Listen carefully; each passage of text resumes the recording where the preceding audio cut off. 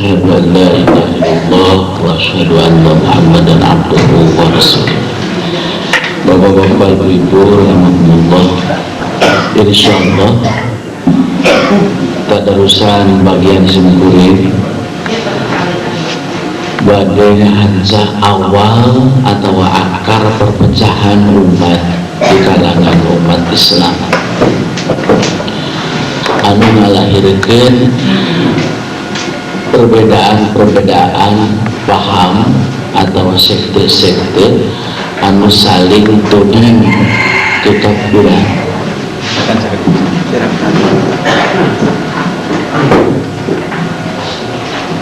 Perbedaan paham atau aliran pemikiran dina Islam anu ngalahirkeun tudingan takfir atau dol mutil akarna awalnya itu perbedaan dina widang akidah, sedangkan perbedaan dina syariah anu ngalahirkeun fikih syariah itu teu nyababkeun silih kafirkeun dina perbedaan syariah mah. Maksudnya fikih syariah anu hanya sakadar beda istinbat anu populer disebut ikhtilaful fikhi.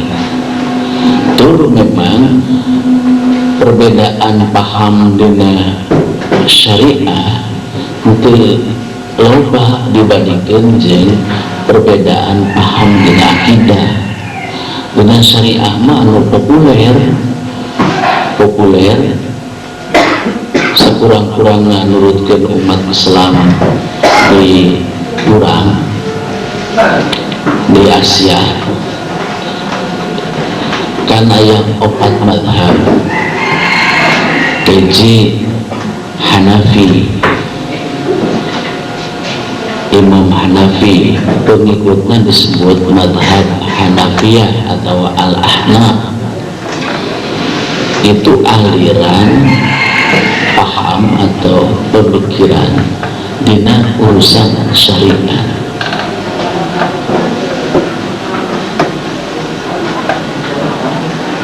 Terus sabada Imam Hanafi ditema ku Imam Maliki, pengikutnya disebut Malikiyah.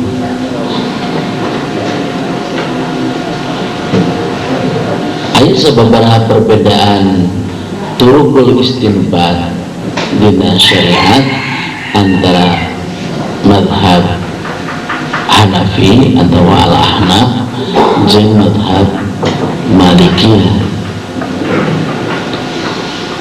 Aya sebuah perbedaan. Terus sabada Imam Maliki, Imam Syafi'i, malah hubungan emosional antara Imam Maliki sareng Imam Asy-Syafi'i. Imam Asy-Syafi'i teh kungsi ngaji ka Imam Maliki. Dugi ka kitab hadis anu disusun ku Imam Malik Al-Muwatta ku Imam Asy-Syafi'i tos kalah dina usia kurang ti 20 tahun. Sabab memutkan sejarah dina yuswa 10 tahun Imam Asy-Syafi'i mah tos apa Al-Qur'an. Urang mah geus lidi-lidi aki-aki wae maca kuliah ayyuhal kafirun da geus. Nah, jadi aya hubungan guru jeung murid di antara Imam Maliki sebagai guru sareng Imam Asy-Syafi'i. Imam Asy-Syafi'i sabada Imam Asy-Syafi'i nu mazhabna lamun seueur di urang di Indonesia, di Malaysia, Singapura, Thailand, pokoknya Asia Tenggara, kalau buat Asia Tengah itu serna madhab Syafi'i. Sedangkan madhab Maliki di Maghribi, di daerah Kulon, bahwa daerah Andalus di Mesir, Maroko itu mayoritas madhab Maliki. Sedangkan madhab Hanafi seser pengikutnya di daerah Irak karena anjina di Kufah. Nah, jadi Hanafi, Maliki, terus Maliki tentang Yomidin, Syafi'i, Hanafi, Maliki, Syafi'i. Hubungan emosional antara Maliki dengan Syafi'i pohara akrobna. Separatus Imam Maliki, Imam Syafi'i, terus Imam Ahmad bin Hanbal, yang populer disebut Imam Hanbali. Pengikut madhab Hanafi, Hanbali disebut Hanabalah. Seseirnya di daerah Timur Tengah, terutama Arab Saudi. Karena Imam Hanbali itu porosnya pemikiran Imam Hanbali, Imam Ahmad murni al-hadis, jarang menggunakan kias, metode-metode pemahaman dina syariah jarang digunakan. Imam Hanbali itu langsung hadis. Sebabnya porosnya Hanbali diikuti ku Ibnu Taimiyah, terus ku Ibnu Qayyim, terus ke Hanafnya ku Muhammad bin Abdul Wahab, terus kadiana ku Persis Muhammadiyah gitu, porosnya teh. Mana Persis mah geus teu make Quran hadis ijma qiyas teh. Cukup Quran hadis eta teh nurutan Imam Ahmad bin Hanbal atau Hanbali. Nah, jadi bapak-bapak ibu-ibu, keopat mazhab dina fikih syariah aya anu kungsi sajaman seperti Imam Maliki dan Imam Syafi'i sejaman, hubunganna guru murid. Aya anu teu sajaman, sekurang-kurangnya Hanbali teu sajaman jeung Maliki. Malah Imam Maliki, Imam Hanafi itu kagolongkeun kana kelompok tabi'in. Dan Imam Maliki mah putra Anas. Anas teh sahabat Nabi. Anas bapakna Malik. Ya, Anas teh boga anak karena Malik gitu. Jadi ayah Malik bin Anas, Anas bin Malik, saudara. Keluar Malik bapak Anas, terus anaknya Anas, Anas teh boga anak bin Malik. Nah, Malik bin Anas itu anu ngalairkeun mazhab Hanafi. Menurutkan riwayat Imam Maliki teh mufti Madinah. Di kuburan oke, tetapi di kubur di bangke ada anu caket ka Masjid Nabawi. Hari Imam Hanafi mah di Kufah, daerah Irak. Eta mah. Nah, bapak-bapak, jadi di antara mazhab fikih syariah opat untuk saling mengkufurkan. Daya yang pada mazhab Hanafi dikumpulkan ku Maliki, mazhab Maliki dikumpulkan ku Syafi'i, itu malah guru murid. Mazhab Syafi'i dikumpulkan ku Hanbali atau sebaliknya. Sadayana mazhab dina fikih syariah dan obat itu terbuka ke murid-muridnya, mematahan lamun mah ayat perbedaan pendapat kami jeung hadis. Jadi asasa tinggalkan pendapat kami, copot hadis. Imam Maliki gitu, Asy-Syafi'i gitu, Ahmad bin Hanbal gitu, Hanafi gitu. Jadi muarana hiji kana hadis gitu. Ngan anu pipasiayeun mah murid-muridna kamana-mana oge murid-muridna teh anu sok ngajak pipasiayeun mah anu pemahaman jeung pemikiran tigurna ditambahan sehingga lahir fanatisme atau ta'assub. Nah dina aliran pemikiran fikih syariat itu masalah itu masalah. NU itu mazhab Syafi'i tong dipertanyakan nah Syafi'i di mana pokoknya terima we gitu maranehna ngaku Asy-Syafi'iyah. Asy-Syafi'iyah itu artinya pengikut Imam Asy-Syafi'i. Lamun kalimat atau kecap di bahasa Arab ayat ya akhir itu teh sanes makna tapi aliran Asy-Syafi'iyah pengikut Syafi'i pengikut Syafi'i pengikut Asy-Syafi'i biasanya gitu. Nah diulang mayoritas pengikut mazhab Asy-Syafi'i seperti dulu orang kan di Nahdlatul Ulama mengklaim mazhab Asy-Syafi'i sehingga kaitannya dengan mazhab dina akidahna marana ngaku ahli sunnah wal jamaah. Nah ahli sunnah wal jamaah itu mazhab lainnya fikih tapi mazhab dina akidah. Jadi dengan akidah marnehna ngaku ahli sunnah wal jamaah atau disingkat aswaja, tapi lamun diteliti malah manehna teh lain ahli sunnah wal jamaah tapi asy'ariyah. Sebaliknya persis anu teu ngaku ahli sunnah wal jamaah dengan diteliti pemahaman tauhid atau akidahnya secara ilmiah dekat-dekat karena Asy'ariyah.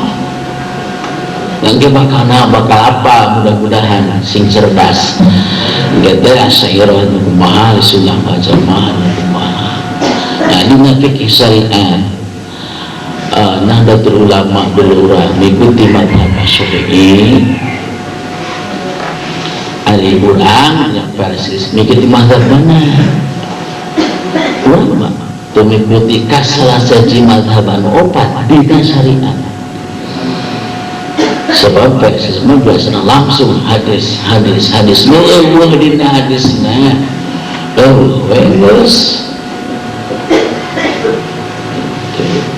itu persis mana aya anu nisbatkeun persis mah pipanteunana lamun mah kudu diidentikkeun ka salah saji mazhab opat persis mah pantesna nyurupna teh kana mazhab Hanbali tapi teu ngaku persis mah gitu. Pokoknya persis mah langsung hadis. Adapun pendapat mazhab opat itu dijadikan rujukan atau bantuan karena hasil karena istihad persatuan Islam anu langsung sempurna memahami dina hadis. Mana cek batur persis mah teu make alat nerima paham syariat jadi totor langsung sumbernya gitu. Langsung hadisnya dari batur mah untuk hadisnya tetapi nu dianut jeung anu diikuti teh kesimpulan tina hadis beunang mazhab itu.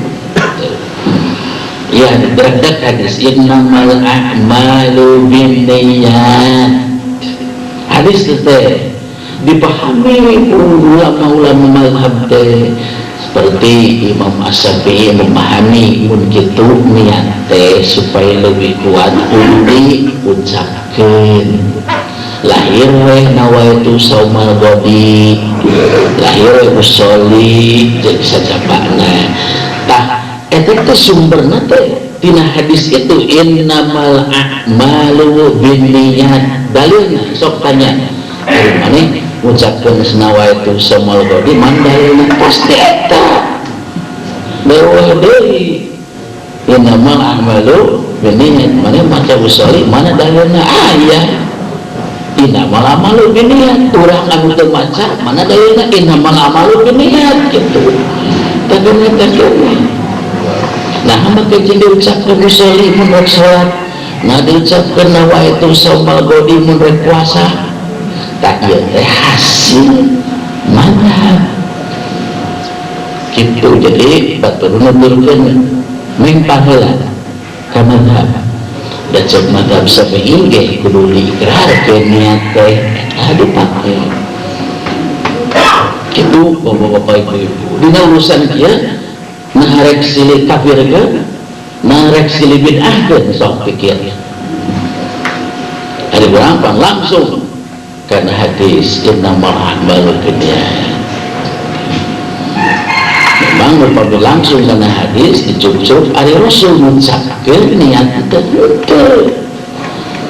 ya Rasul itu mengucapkan niat tempatnya dina hati itu mengurang memahami langsung hadis gitu betul untuk gitu ngalah lebih kuat mah janganlah kadenge terutama kadenge ku Allah kalau Allah mah ya lamun mah bisyukur ikrarkeun niat teh kumaha ngikrarkeun ulama nu ngaran zalimi fardhu lain pada hadis menyeuna teh ulama gitu asupkeun kana bacaan salat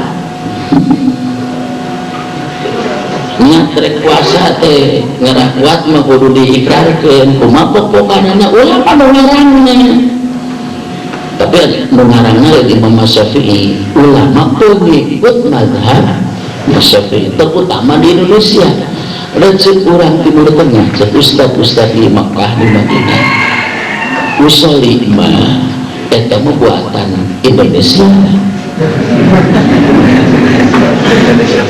lamun mah aya pemahaman ulama di Timur Tengah kudu mikarkeun niat lewat lisan lapatnya masa dua pokoknya masa dua udah usolli pardo duhri atau pardo naon lah asri di sejabana eta mah mitin ulama Indonesia dan hadis teteh nah kitu deui nawaitu saumal ghadin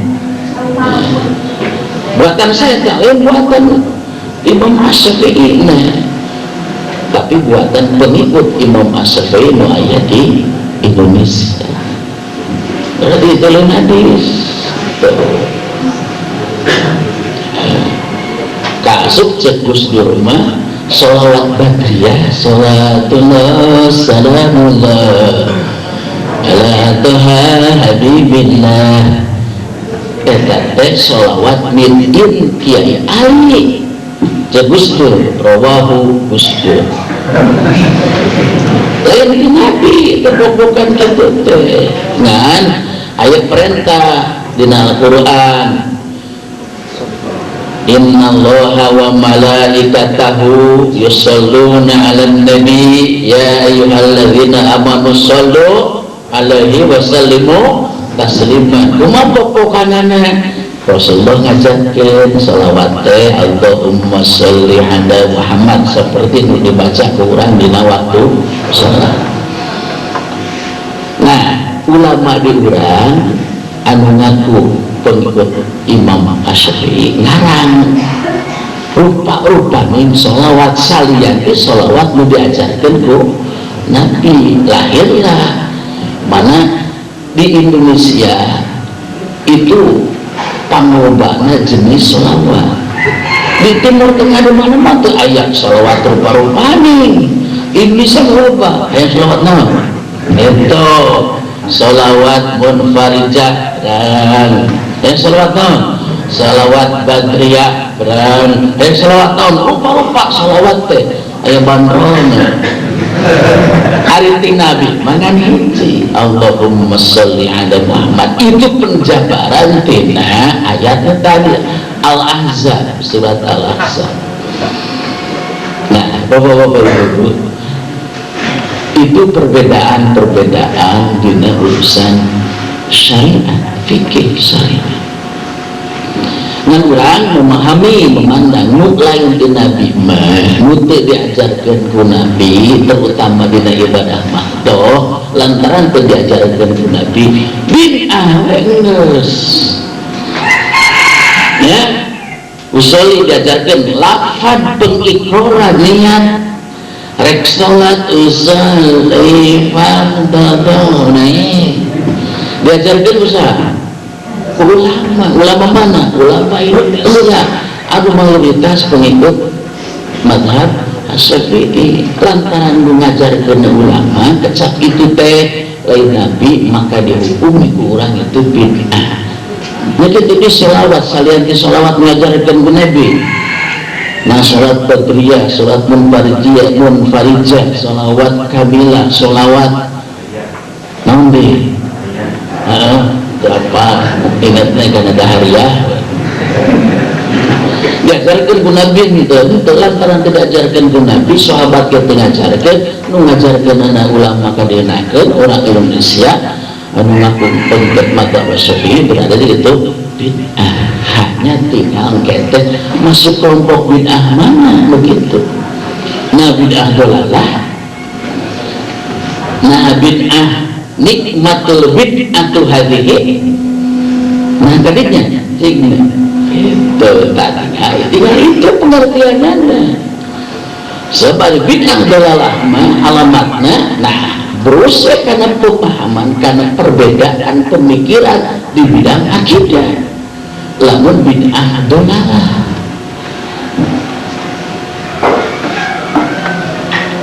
Itu bapak-bapak mana aliran pemahaman disebut Syiah atau Rafidhah, Mu'tazilah, Jabariyah, Qadariyah dan sejatanya eta mah asup kana kelompok ahlul bidah wal ahwa.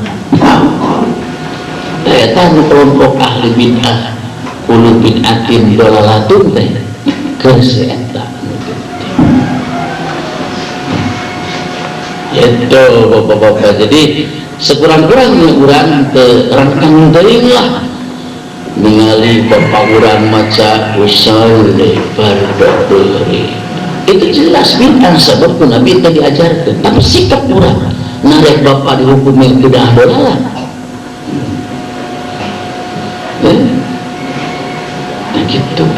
Kan aya kene pun bapak pun paman berdoa gegewe usolli gegewe nawa itu jelas itu bid'ah. Nah kelompok bid'ah mana alus nama lantaran itu bid'ah geus pelan tong lebih gawe tapi daripada gong tuh berkeyakinan eta teh bener temenang ulama kudu ngahormatkeun ka ulama, cara ngahormat ka ulama teh nuturkeun pendapatna. Sekurang-kurangnya urang lamun teu bisa sina ngeureun dina kecap-kecap kitu teu bisa sina eureun dina ucapan usolli rek salat nawaitu saum rek puasa. Sekurang-kurangnya urang itu aya kejebaran hati pemahaman kepada saya tambah kehayan gitu.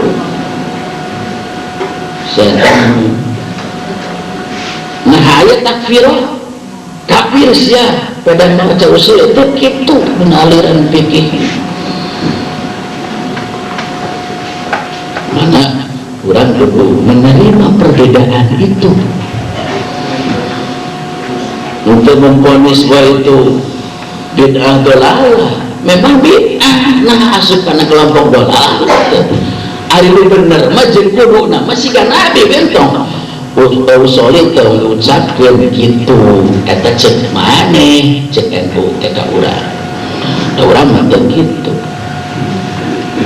Nah itu bapak-bapak ibu-ibu, jadi perbedaan paham dina aliran syariat anu sebut fikih syariat itu hal susah dilenyitkeunana.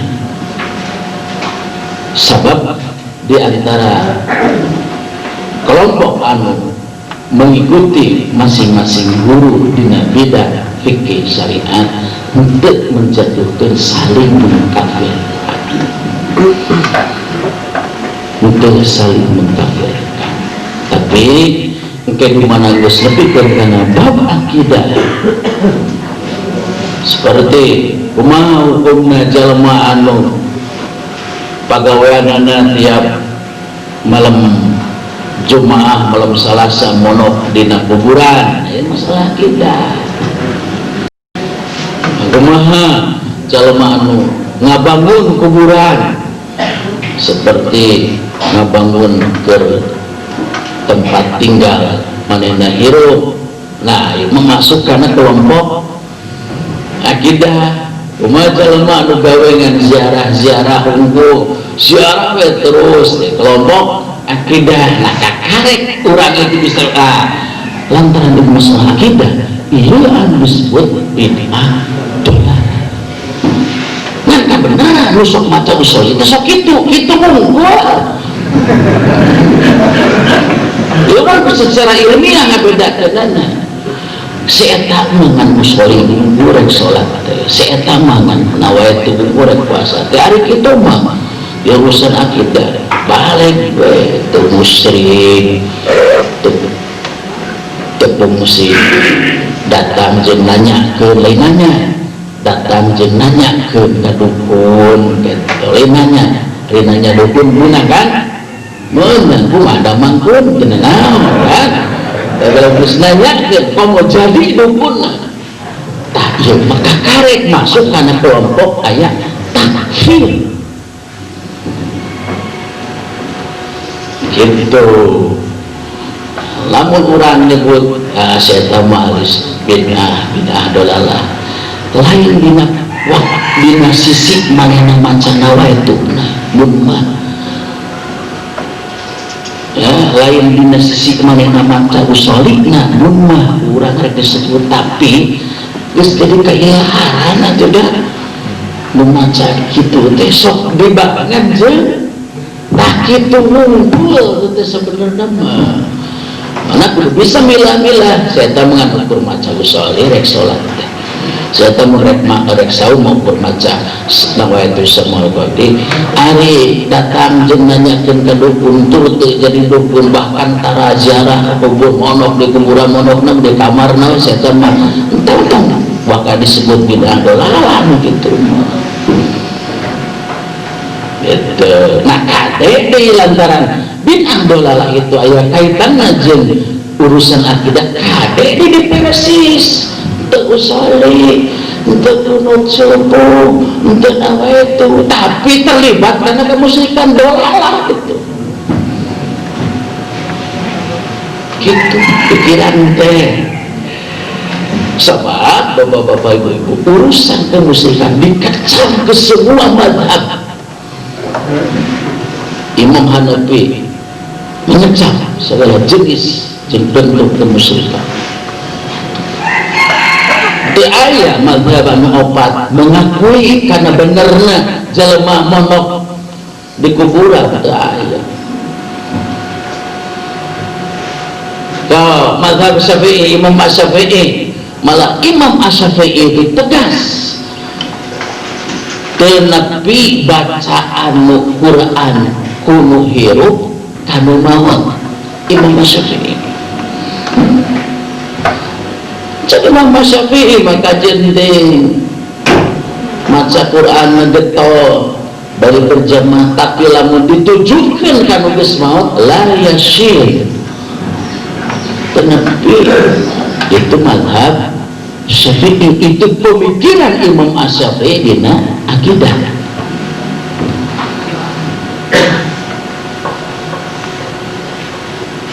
Kenyataan di masyarakat orang kan sebaliknya ngaku mengikuti mazhab Asy-Syafi'i tapi nalika Imam Asy-Syafi'i menyatakan yang bacaan Al-Qur'an iru tenepi kanu maut dilabrak katanya. Oh si horeng nuturkeun Imam Asy-Syafi'i itu dina fikih syariah. Dina ibadah mah malah bertentangan dina akidah mah bertentangan jeung Imam Asy-Syafi'i. Imam Asy-Syafi'i lain Khawarij, Imam Asy-Syafi'i lain Syiah, Imam Asy-Syafi'i lain Jabariyah, Imam Asy-Syafi'i lain Qadariyah, Imam Asy-Syafi'i lain Mu'tazilah, tapi Imam Asy-Syafi'i ahli sunnah. Muncul dulu orang disebutnya itulah salafi.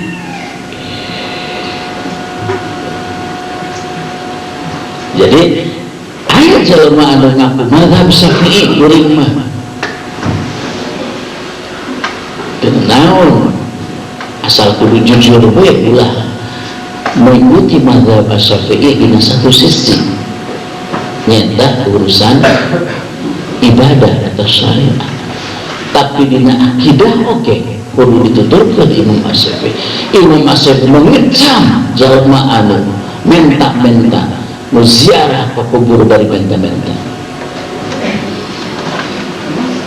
Sabalikna bapak-bapak ibu anu diidolakeun bahkan ku urang diikuti malah ku batur oge diidentikeun yen persis mah jalurna teh porosna teh ka Ibnu Taimiyah jeung Ibnu Qayyim anu padituna ka Muhammad bin Hanbal atau Imam Hanbali. Nah ternyata Ibnu Qayyim, Ibnu Taimiyah menyatakan yang bacaan Quran nu hirup nepi ka nu mawon. Kita masuk baca kitab Ar-Ruh Ibnu Qayyim, bacaan Quran nu hirup nepi ka nu mawon. Dalilna alasan Ibnu Qayyim sederhana. Buktinya dina sholat jenazah pakai maca Al-Fatihah. Al-Fatihah kerasa itu sebenarnya. Nah jadi orang sebenarnya ngadugikan ya teh supaya ulah rangkang deui lah menerima perbedaan teh anu akhirnya timbul pacengkadan dan perpasaan. Tapi orang perlu bisa bilang mana mazhab Syafi'i teh sia dina urusan ibadah, dina akidah mah campur Pak. Dina akidah mungkin aja ngaku mazhab Syafi'i dina urusan syariat ibadah, tapi dina urusan akidah mungkin Jabariyah saya tambah, atau mungkin Qadariyah, mungkin Syiah.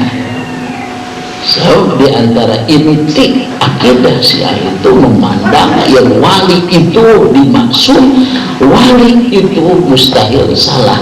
Nah di kalangan dulu orang aya nu kitu. Bahkan di kalangan dulu orang anu ngaku mazhab Syafi'i kada diversis deui. Bisi aya anu percaya jeung mengakui aya guru mustahil salah, aya ustad mustahil salah. Nah mun kitu mah mirip jeung Syiah.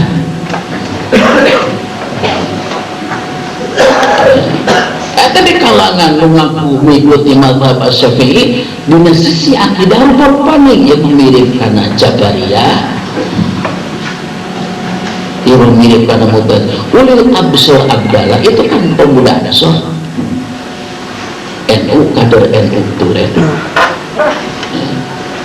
Mana ngaku mazhab Syafi'i dina naon? Nah salat, puasa, buktina maca soleh kade mun salat, mun puasa mata iya nawaitu semua lebedin, ya, jadi sejabarna. Tapi dina pemikiran keislaman manehna neok Mu'tazilah.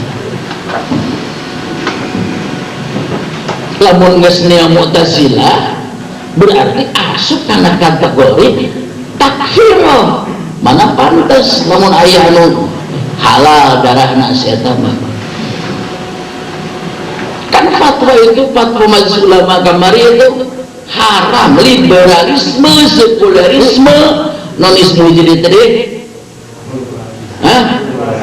pluralisme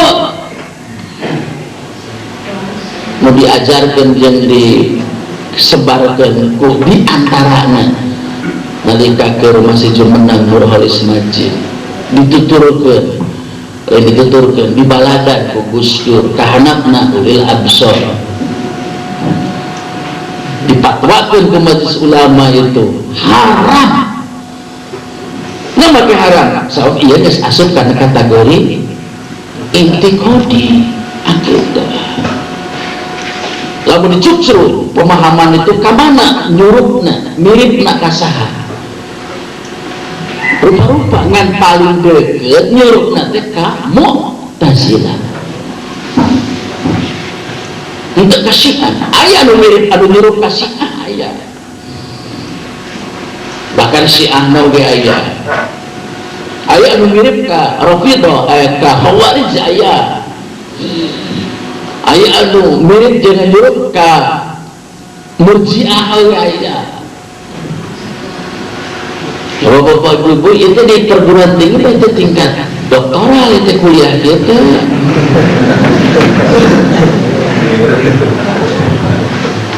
Tapi sebenarnya hayang sih ngerti, sekurang-kurangnya ngerti kan itu apal oge.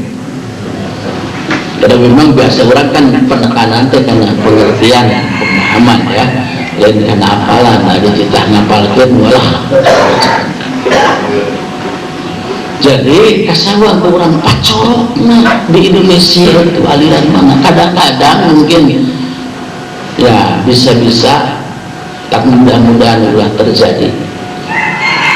Tapi seksarajan kekhawatiran itu ya khawatir di kalangan generasi muda Persis, terutama nu sekolah luhur ke perguruan tinggi, terus ke perguruan tinggi na UGK lain ke Timur Tengah ke Barat ya, Amerika, Eropa. Khawatir, ada kekhawatiran unggul.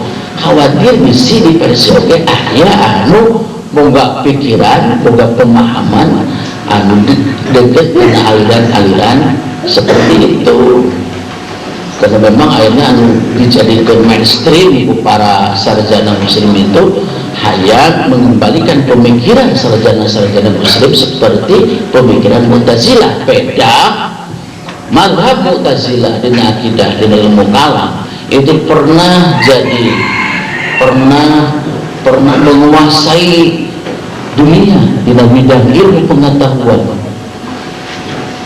Dinasti Abbasiyah ya, dinasti Abbasiyah bapak-bapak udah apa sabada zaman Khalifah Rasyidun dan terus temaku dinasti Umayyah, temaku dinasti Abbasiyah dan itu etama sistem kenegaraan politik gitu. Nah, Abbasiyah itu di zaman dinasti Abbasiyah atau dinasti lah kasana dore, dia zaman khilafah Abbasiyah, ini zaman kesultanan Abbasiyah. Islam itu muspohara maju jauh sampai Eropa, sampai Barat menemukan ilmu pengetahuan, malahan Barat menemukan ilmu pengetahuan memang di umat Islam di zaman kesultanan atau kehilafahan Bani Abbas anu kurang ka nyaho ke sok sanajan sakadar beca aya disebut Abu Nawas dan sekabayan sok sanajan karakteristiknya antara Abu Nawas jeung diurang di Sunda jeung kabayan sekabayan tiba-tibanya. Si kabayan itu bukan orang bodoh tapi orang cerdik. Abu Nawas gitu ya. Nah eta teh hirup dina zaman Khalifah Harun ar-Rasyid. Harun ar-Rasyid itu sok sanajan lain Mu'tazilah tetapi mengakui paham Mu'tazilah sebagai paham negara, terutama puncaknya di zaman Khalifah anakna Al-Amin jeung Al-Ma'mun. Manakah Ma'mun?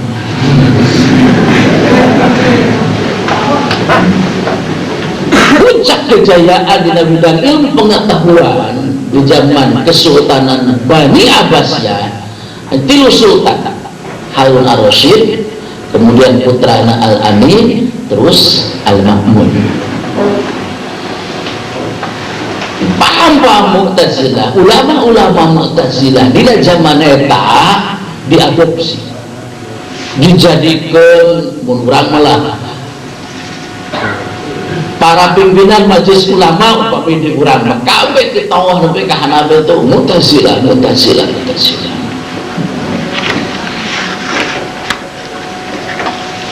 Pemahaman Mu'tazilah anu pikabitaeun ku Al-Amin, pikabitaeun Al-Amin jeung Al-Ma'mun tentang mengutamakan rasio akal, sehingga pada zaman itulah lahir ditemukannya teori-teori ilmu pengetahuan penemu Al-Jabar Edwin Barat sampai Galileo menyatakan bahwa sampai Galileo itu seorang bangsa Romawi Kristen nganyatakeun yen bumi muteran panon poe muteran bumi muteran panon poe sampai itu lebih tinggilah ulama Islam di zaman Kesultanan Abbasiyah nganyatakeun teori geografi yang anu muter tenuk muteran dan mengelilingan lain bumi karena panon poe tapi panon poe mengelilingan bumi, gitu kan? Bener tuh? Iya. Sarjana muslim geus nyatakeun gitu. Itu di zaman Kesultanan Abbasiyah. Nah, dibaca diteliti, nah secerdas itu umat Islam di zaman Kesultanan Abbasiyah lantaran menggunakan rasio. Nah, aliran pemahaman dunia Islam anu menggunakan rasio tayarian kajaba Mu'tazilah. Itu sebabnya mazhab Mu'tazilah diaku ku negara ku Kesultanan Abbasiyah. Sampai Isaac Newton menemukan teori gravitasi bumi. Maka ulama-ulama Islam pada zaman Kesultanan Abbasiyah menemukan teori itu. Orang ilmu pengetahuan itu maju besar. Malah Eropa masih kini boga kepercayaan begitu ningali buatan sarjana muslim maju keserangan, marane masih percaya itu maju nanti ujin. Makanya disebut Eropa pada waktu itu sebagai dunia atau zaman kegelapan. Kegelapan itu poe cepat-cepat ayat dikotok pada ibu waktu.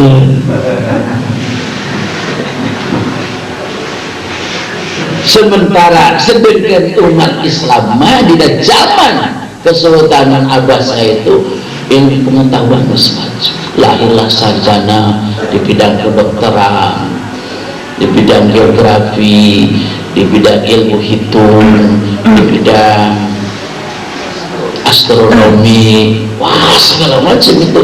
Eropa mah barat ya Inggris sejabana gitu kan, terus Amerika, bahkan Amerika macan-macan aja kepanggil pulau naut orang Inggris teh Islam. Nah, hayang kejayaan umat Islam itu seperti itu, seperti di zaman Abbasiyah, terutama di zaman Khalifah Al-Ma'mun jeung Al-Amin atau Al-Amin jeung Al-Ma'mun, dua putra Harun Ar-Rasyid. Hayang umat Islam diwalik teh di ilmu pengetahuan disingkat gitu.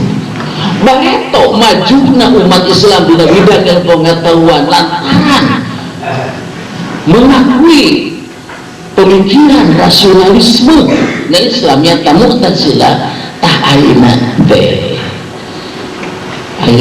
terutama di sponsoran ku sarjana-sarjana ku profesor-profesor di kalangan umat Islam anu belajar di barat, di Amerika, anu kebenaran mengelola yang bertanggung jawab karena perguruan tinggi Islam khususnya IAIN Muayyinah diantaranya jadi universitas. Hayang umat Islam tadi bidang ilmu pengetahuan supaya tertinggalan ku barat hayang maju dari siga di zaman Abbasiyah Nah, di zaman Abbasiyah majunya umat Islam di bidang ilmu pengetahuan lantaran mengakui jeung make mazhab Mu'tazilah, maka ayeuna oge mau tidak mau kudu nuturkeun pemikiran Mu'tazilah, mengutamakan akal, rasionalisme. Ngan maranehanana poho kebablasan di zaman Mu'tazilah jaya, di zaman Abbasiyah anu mengakui Mu'tazilah sebagai primadona di pemikiran keislaman harita. Itu orang-orang Mu'tazilah ngagunakeun rasio untuk nepikeun kana persoalan Al-Quran, tetapi kana persoalan ta'abudi itu. Tapi kiwani nuturkeun paham Mu'tazilah ketika masuk ke wilayah ta'abudi. Itu beda nanti. Nah itu teh aya gelombang anu cukup deras terutama di perguruan tinggi Islam, di IAIN anu engke bakal berubah jadi universitas. Jadi IAIN itu memang merupakan hiji perguruan tinggi Islam, hiji perguruan tinggi Islam negeri anu dipromosikan bikin jadi sponsor kembalinya paham Mu'tazilah. Itu bapak-bapak. Jadi nah ayeuna teh dina sagala hal geus puguh ning dina fikih syariah tibaheulakeun geus aya, malah dina fikih akidah oge diurang teh bunjul. Aya neo Syiah, bahkan lain neo Syiah aya neo Mu'tazilah anu tadi pemikiranna kitu, aya neo Murji'ah. Neo teh pengikut mung disebut Mu'tazilah nama, tapi pikiranna model Mu'tazilah maka disebut neo. Mung disebut Murji'ah mah da mung dikafirkeun tapi pikirannya siga Murji'ah. Mung disebut Qadariyah mah, mung disebut Khawarij mah, tapi pikirannya siga Khawarij maka disebut neo gitu.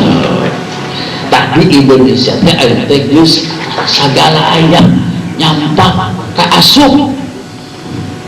Ya mah teu kaburu ku pemerintah kan, teu kaburu ku aya inisiatif di kalangan umat Islam pikir melarang Ahmadiyah bakal lebih pesat sebab dituduh modal kuat di Inggris.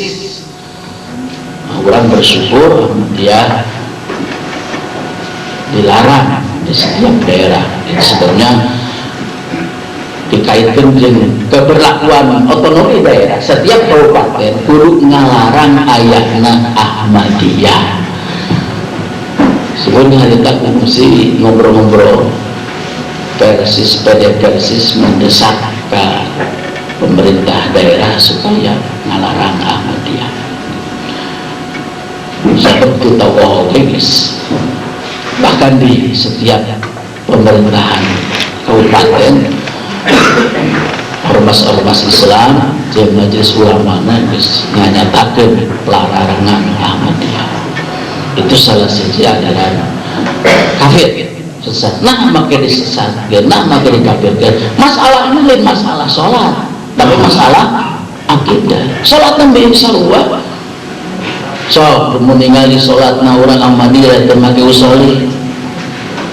Dan mereka yakin benar. Nah maka dilarang, nah maka dikafirkan. Lain persoalan syariah hukum, tapi lebih utama persoalan akidah.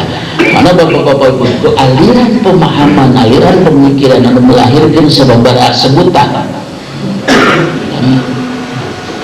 itu ayat saling mengkafirkan, tapi aliran pemikiran atau mazhab di syariah itu ayat silih kafirkan, daya sini sesatkan. Mana bukan kade bisi terlibat karena nuding ya mazhab Syafi'i sesat. Wah sekali-kali orang teh ngamalkeun atau nuturkeun mazhab Syafi'i.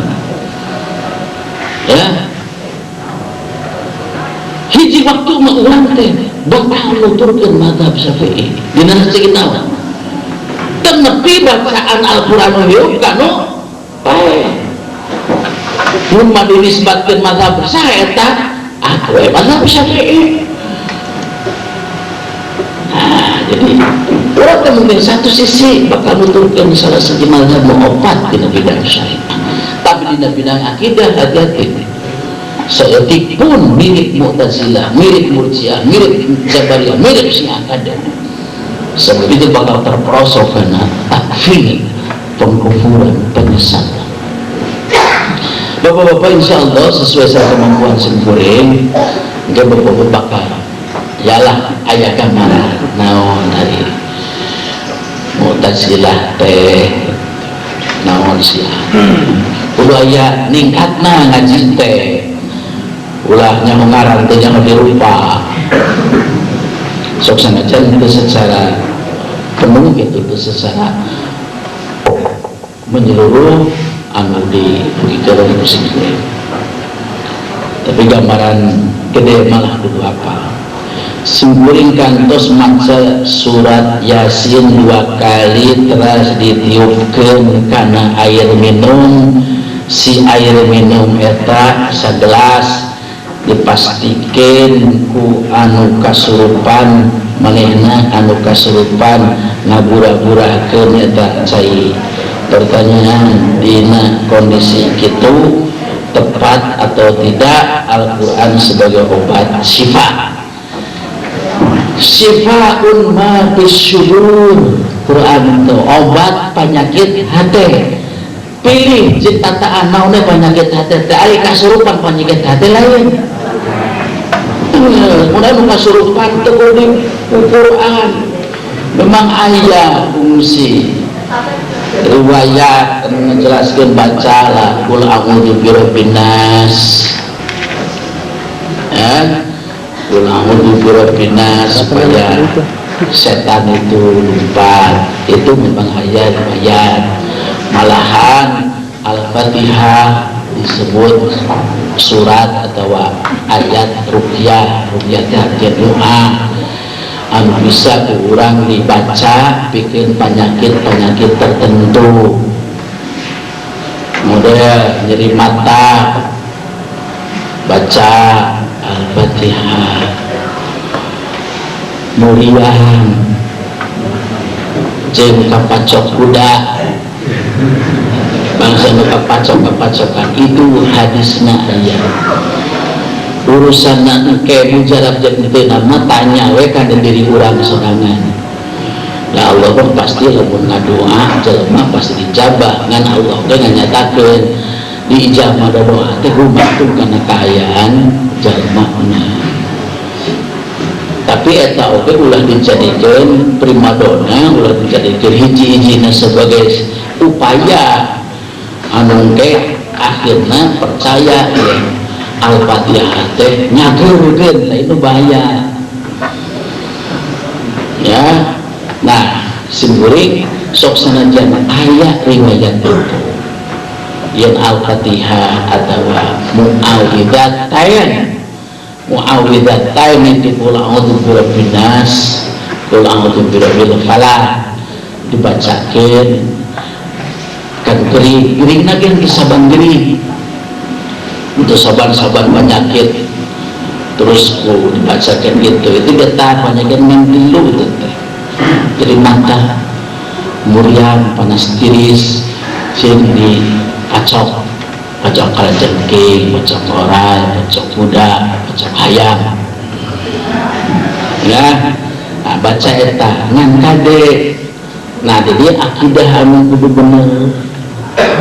Lamun akidah ente bener engke teh bakal balik anu dijadikan keyakinan nyageurkeun teh lain Allah tapi Al-Fatihah. Cager ku Al-Fatihah berarti Al-Fatihah nyageurkeun itu lain Allah. Ta ieu bahayana menentung saban-saban peda Al-Fatihah Al-Fatihah dikembalikan. Sebenarnya sering memang menerima pertanyaan model itu gunaan make cai ya memang ayah cai teh itu kebiasaan ruqyah anu dilaksanakan ku Ibnu Abbas. Sebenarnya tak cana luntik ngariwayat soeh teman teh nganggung si maca gitu Ibnu Abbas teh itu teh dipakai teh karena jalma anu katarajang penyakit panas ada kaharti atuh penyakit panas pan kurang sok dikompres.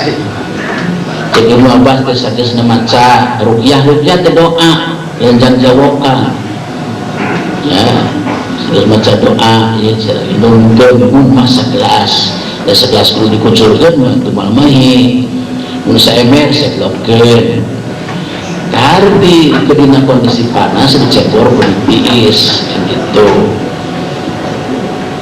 rasional sebenarnya Pak kan lamun urang dilaksanakeun akidah urang kudu buat telah bisi tidak krusiannya ngajarkeun teh cai komo lamun ustad gitu gawe tuh ucai ustad macageun da hariwang teh lamun geus kitu terjerumus kana kemusyrikan mana lamun mah urang maca Al-Fatihah sebagai ruqyah muawwidzatain sebagai ruqyah untung terbukalah jeung tong ngajakeun deui jeung kudu pilih-pilih saha ieu pasienna saban pasien sabab nuarkeun pasien teh tuh saeuti haji eta mencageun pasien kitu nuarkeun teh da anu ngaruqyah teh mung diwar-warkeun teh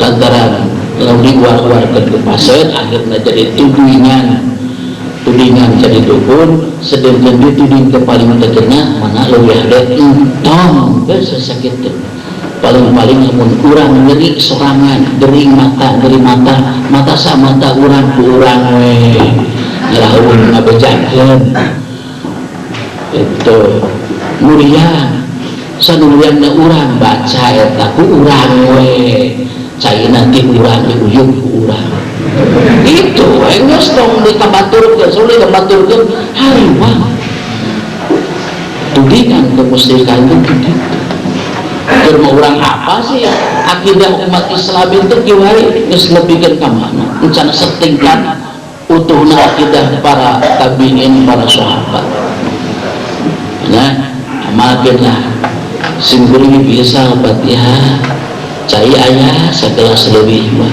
tapi yang terbatur akhir serangan we nya kadek deui urang oke akidah urang kudu bepatahan cager teh cai yang cai waduh bahaya itu habiskan persoalan puasa itu dengan kesurupan itu mah aya syarat anu konsep biasana pamustungan nama ngubaran kesurupan lamun teu cager putih kotor si iblis itu bisa diusir ku tikotok atau aku cengek menang inas sobalkan ke nama tanah masih kena edan oh iya edan nyaan lain kesurupan bawa ke rumah sakit jiwa sebab itu mimitinya bukan surupan itu persoalan jiwa loba pikiran ngalamun kamu beli BBM naik teh karena Rasulullah entong ngalamun fa innallahu taftahu amalas syaitan begitu ngalamun setan dos asup nah reaksinya secara lahir itu cekurang kasurupan tingkat tinggi tina kasurupan edan lamun geus kitu mah ya alah kudu nang diubaran ku itu mah we anu penting kudu menjaga ulah merek kesempatan kasetan betul berbuat dina pikiran loba pagawean pikeun ngabebenyokeun tina lamun maca Quran ya mikiran hutang sangka bayar menagih meruh baca Quran ngan kade di bisi boga keyakinan gara-gara baca Al-Quran Allah menagih ulah gitu akhirnya Qurannya diterima. Makanya sokona itu akidah sebenarnya yakin lamun akidahnya sebuah menghubungkan jin Allah itu pernah kendan malah aja jelma kasurut mama itu mah jelma itu wawu jin Allah dina kayak lihat surat menurat nah cekapku di kawitan bismillahirrahmanirrahim atau nabi ke dari tambihan salam pemuji Ustaz Rasa menjelaskan Rasulullah kantos surat menurat Rasulullah ngawitan nyerat surat itu bismillahirrahmanirrahim gitu. Sedangkan salam diucapkan teh idza laqitahu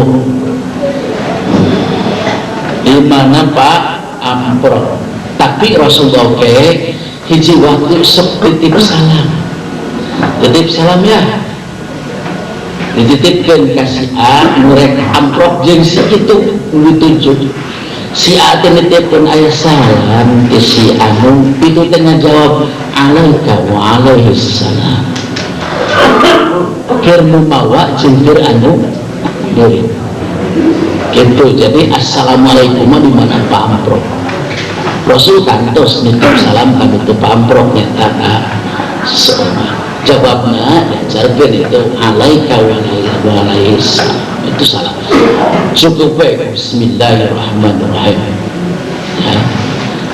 Kasaha we anu dikirim surat kajen tingka kafir bismillahirrahmanirrahim ngan Rasul kantos ngintun surat kafir ka Raja Mesir Raja Romawi Raja Persia 100 salam ayo ucapan salamun ala manittaba'al huda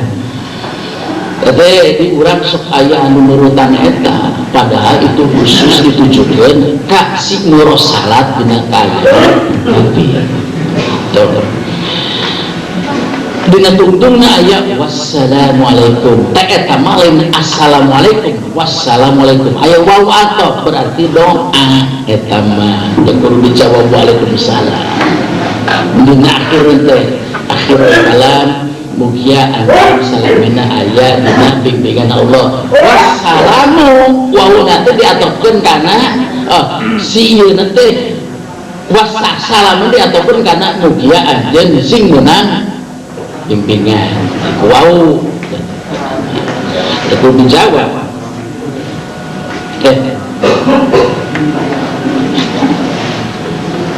loba teh Nabi Isa turun ke bumi teh nu dimaksud kumaha ya turun paling-paling orang ulah ngabayangkeun seperti turunna urang tina taraja atau tina tanah urusan cara itu urusan Allah urang teh ahli sunnah tadi deh bapak-bapak ahli sunnah itu menyatakan yang Nabi Isa itu masih junjungan mana lamun aya ngajatakeun nu pampangna ngena umur mah Nabi Nuh 850 tahun lamun gitu urang percaya Nabi Isa itu masih junjungan pampangna umur. Nah sedangkan madhab dina akidah ayah anu terpercaya yang Isa masih jenengan gitu. Di masa beberapa hadis Nabi Isa itu bakal turun kumaha turunnya tong ditanyakeun turun sebab cara turunnya itu dijelaskan di hadis tapi fungsi jeung peranan Nabi Isa turun ke bumi itu dijelaskan di hadis di antaranya ngababan salib karena salib dianggap itu berat ajaran Allah itu anti karena segala bentuk berhala dan jenting naon bentuknya pokoknya yang namanya berhala dibabat nah itu bisa ya negakeun keadilan. Malah dina Al-Qur'an surah Ali Imran Isa mawaka turun kajaba ahlul kitab wis iman ka Isa, iman karena ajaran nu dicana ku Isa tauhid gitu. Aya baca Al-Qur'an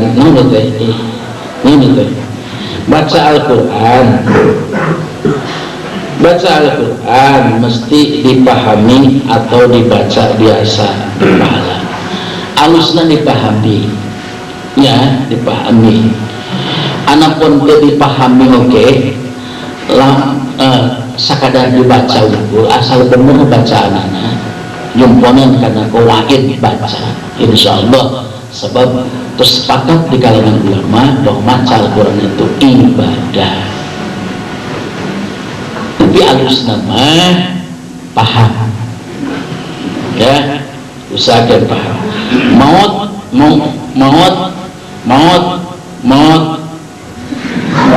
bisa dipundurkan atau dimajukan.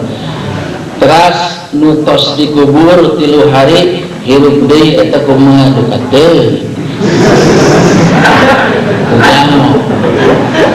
Dina hadis lain 3 poe, lain dina waktu 3 poe nu maot hirup teh. Nalika keur diusung oge keur digotong ka kuburan nu maot teh geus gogokan. Dina hadis teh lamun eta nu maot teh soleh diantepkeun sa dikubur-kubur eta teh ngagoro buru-buru anterkeun aing ka kuburan. Teu ari lamun anu kafir digotong teh maneh teh ngagoro rek dibawa ka mana aing teh kitu saudara-saudara nu diterjemahkeun bismillah. Jadi kita kena oke begitu cek urang maut cek mana nama hirup sok tanya ya cek urang maut padahal mana saudara-saudara jenazah entong dirilakeun sina cicing di tempat tapi buru-buru dikubur. Terus nalika tos dikubur aya doa keur dikubur. Di riwayat hadis Rasulullah minta panghampura kalau kamu hadir pamentakeun hampura kamu hadir kalau keur anu fa innahul ana yus'alu sabu ayeuna teh teh keur ditanya mana ditanya ge hidup mana disebut maut teh naon saudara disebut maut teh naon lamun bapak-bapak ibu-ibu lembet ka tempat ieu aya panto terus panto tah maut geus ka dieu makan hirup we mana begitu maut cek urang cek anu hirup maut cek nu maut berdasarkan hadis Rasulullah hirup. Tapi eta maut anu sakit cek itu prosesna anu lila maut mah sakit prosesna. Nah proses kematian itu mimiti tidih ngalangayung lebih ke sakarat itu berat. Tapi maut mah geus tadi teh hirup dewe itu disebut maut. Bisa percaya sok ya anapun anu boga kepercayaan yen 3 poe jalema anu maot teh hirup deui datang ka iman eta mah ajaran hidup mana 3 poena supaya dijajakeun deui ka ditu ngarah ningkah ku pirang-pirang upacara wajib mehidin langka mehidin teh ayeuna meh belang eta teh naon penting mah meh ge langka kan meh dol mah oge tebuka teh dol mah kan meh hayang oge tuh teh nama ajaran Hindu, nama disebut 3, 7, 40 tapi kahawa lain dina Islam, lain dina Islam. Sama kumaha hirup zakat pertanian, seribu-ibu zakat perhiasan, sembari mau ngajelaskan sabaraha kuduna zakat. Entong digedi kusorangan dibawa kabikeun ka masjid, zakat teh akan wah gitu. Anu geus aya PZU atau las di Persis. Ya. Teu pernah ayeuna mah urang dikeun zakat ka mustahik langsung sementara lembaga anu geus aya teu dipake. Lamun sesorangan pantes kitu. Titipkeun ka jami zakat. Secara formal di Jamiah Persis itu aya las. Anu disebut lembaganya itu PZU. Nah, sanes zakat fitrah unggul. Engke PZU menginventarisir mustahik. Nah, PZU nu aya di cabang atau nu aya di PD sehingga mendaki lantaran cabang dibuka anggota PZU cabang fungsikeun. Las cabang itu fungsikeun sebab cabang nu apa sabara urang menjadi mustahik, sabara urang menjadi musaki. Jadi sanes keur zakat fitrah unggul sembeuring yakin Persis bakal benghar atas ridho Allah lamun zakatna disekaluarkeun disalurkeun ngaliwatan lembaga anu aya. Polisi jami zakat si amilin itu ukur hanya ngabagikeun yang mencatat tapi oge nagih. Persis jika di zaman Rasulullah ngutus seorang tagih itu zakatna dan zakat memang kudu tagih, itu ditagih mantara mere, malah ditagih kalau menutup mere. Jalma anu tos wajib zakat kudu boga pikiran ieu teh lain harta kuring. Harta mustahik mana lamun aya nu zakat itu leuwih tibatan koruptor. Nah sebabna Abu Bakar As-Siddiq merangi jalma nu zakat, sabab nuntut zakat itu bakal melahirkan kemiskinan, kelaparan. Kitu teh. Karena bayarna we kabung muzaki, pedagang, petani, ibu-ibu tuh 1 gram 2 gram beli emas rek lebaran. Tahu kali pakai heula keluar ke nilai zakat nah ngitungnya berbalik itu per satu bisa ngitung kayaknya kan kau sadkan nih mungkin zakatnya bikin ke PZU cabang dia cabang Garut kota PZU cabang itu sendiri yakin namun ia berjalan dia dorong kesadaran merasa wajib sadayana di sakurang-kurang di Persis bakal ngalaman seperti zaman Khalifah Umar bin Abdul Aziz. Khalifah Umar bin Abdul Aziz Khalifah ke-8 dibanding Umayyah di zaman eta teu aya nu fakir nu miskin nalika karek ngabagikeun zakat neangan mustahik esek asalna mah aya mustahik teh leubeut tapi lantaran mustahik itu diberantas buktina zakat ya zakatnya teh ente itu sebagai mustahik gagal nama teh dengan channel modal. Nah si duit zakat teh tidak langsung tapi diproduksikan dijadikan modal sanggeusna dijadikan pemilikan hak ente terima digedean tamerena supaya jadi modal tadi akan kabeh usaha maju akhirnya asalnya jadi mustahik lantaran dagang jadi musaki somur-mur jadi mustahik tak itu sistemnya lebih dari zaman Khalifah Umar bin Abdul Aziz neangan mustahik tese akhirnya harta itu ditumpuk di Baitul Mal mungkin wali mah lantaran di Baitul Mal dibagikan ke fakir miskin dan sesuatu kieu bisa dipakai beli bedil beli kapal gitu itu bapak-bapak ibu.